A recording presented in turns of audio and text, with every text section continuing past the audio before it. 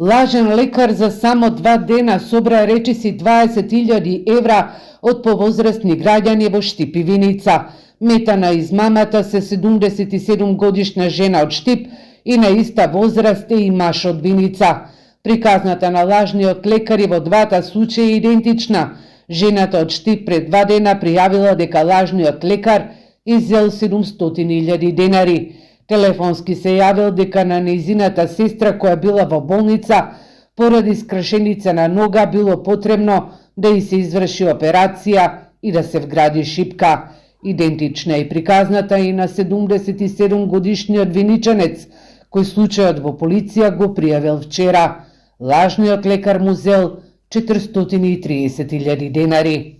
Според пријавеното во текот на денот, лицето му се јавило, се представило како лекар и го известило дека неговата ќерка е во болница поради скршеница на нога, за која било потребно да се изврши операција со вградување на шипки.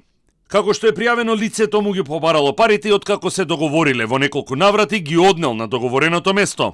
Откако се вратил дома му се јавила неговата ќерка, пошто сватил дека е измамен.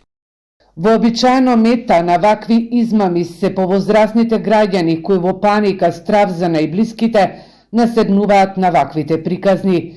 Низ годините крими билтените бележа измами на граѓани во кои наводно нивни блиски учествувале во сообраќајни несреќи.